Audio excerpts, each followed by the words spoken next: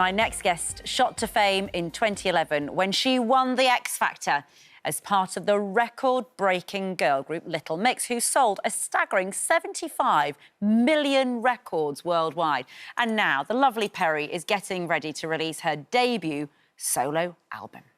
This is victorious and joyful and defiant music, it feels like, Perrie. Congratulations. Thank you. How does it feel that it's now out there? Because I think for your fans, it's been a long time in the coming, I think. Yeah. I think I just wanted to make sure I knew what I wanted to release and what sound I wanted. And, like, this single is definitely the most me, I think. It's very, like, cheeky with the lyrics, but still talking about something that I think everyone kind of relates to. Either they have a friend going through it or they've gone through it. What's so, yeah, it about? It's just about a wrong'un and going out with a wrong'un and not seeing the red flags, really. Yeah. And needing, like, your friends or your family to be like, babes, yeah, this isn't it. And I think, yeah, it's just super relatable. I've been there myself, and I know my friends are going through it now.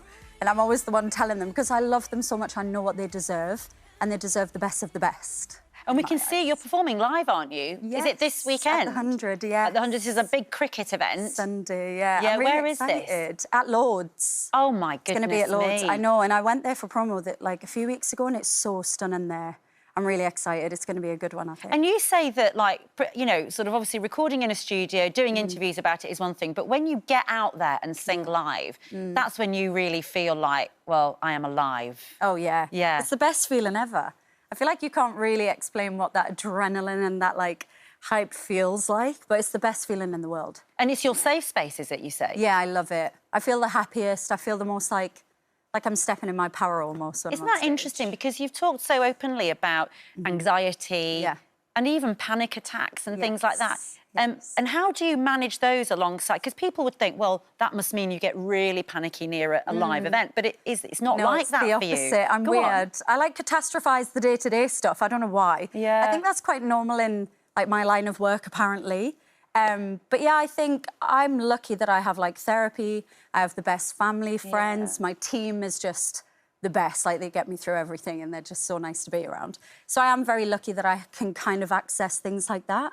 And so what are your... Because obviously, as you're very aware, aren't you, that, like, obviously, you've worked really hard, you've done very well, and so you can access lots of help to get you through these things. Yeah. But a lot of your fans will be experiencing similar things, like anxiety, like panic attacks, and they will possibly be following you to go, well, can you tell me anything? What can I do? Have you got anything that you say to your fans about, you know, how to think through things? Is there a way that, from things that you've learnt in therapy? Yeah, I talk to them all the time about it. Like, we DM back and forth all the time. And it's really cute. It makes me sad that they're going through it because I know how horrible it is and I don't want them to go through it. And that's the reason you talk about it. Yeah. This is private stuff. No, I try to normalise it as much as I can because I think there's still that stigma and it's a bit taboo. And it's like, oh, but I hate that because I'm like, it happens to so many people now. So I'm trying to make it more normal, and that's why I do so much charity work and stuff. But yeah, I think I've had to just kind of do it in my own time. I think everyone's journey's different. You're either ready or you're not. And if you don't want to put your foot forward, you don't have to. Sometimes doing nothing is helpful. And then I think, yeah, for me, like therapy, having my therapist come to work with me a lot and kind of guiding me and coaching me through the panic attacks while they happen, if that makes sense. Wow. Has really helped me. And I've definitely learned a lot through just all different things. Dark chocolate's really helpful, random. Really? But it kind of triggers your senses, and I carry it in my purse, in my bag every day. Like cold mist spray, keeping your feet grounded on the floor. Like all these different techniques that you think, oh, yeah, all right, but they really work. Oh, I love that. And that is stuff that you can do if you don't have a therapist that you can. And actually, it's interesting you talk about the music and how, in a way, you were sort of felt like you were being funneled. You were pushing yourself to put music out quicker. And then actually part of that was you thought, no, actually, I'm just going to stop. Yeah. And then you restarted everything. I did, yeah. I think it just comes with the pressure of being solo.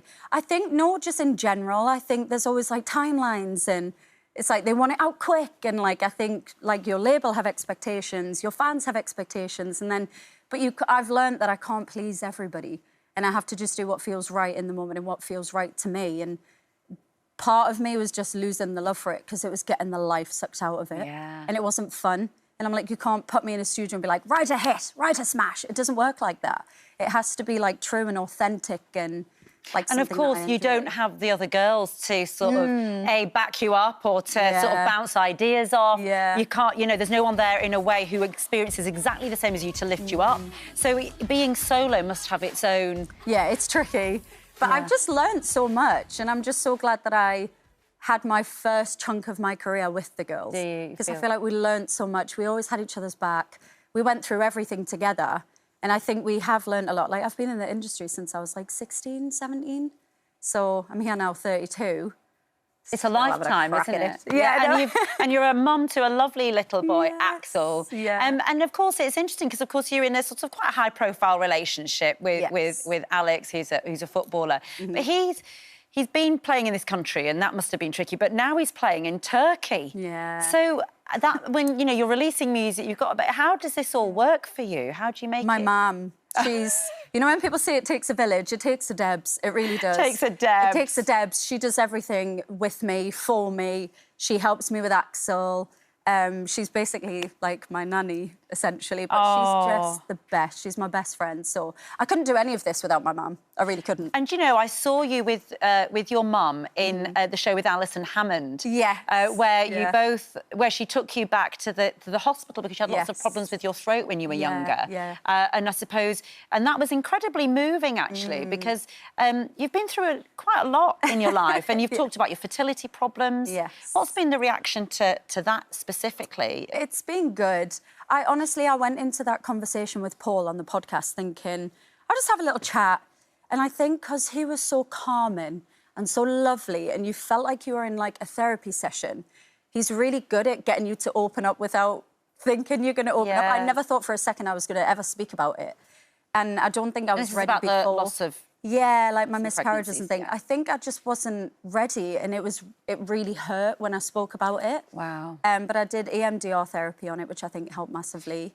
And I just know it helps so many women. Well, and the reaction must have been phenomenal from people. Yeah, so many people reached out about it, which was lovely. Well, I think it's so brave of you. And, of course, your music is what you're really about. So just give us what can people expect from this album that's... When's it out, actually? 26th of September. 26th of September. Yes. Go on.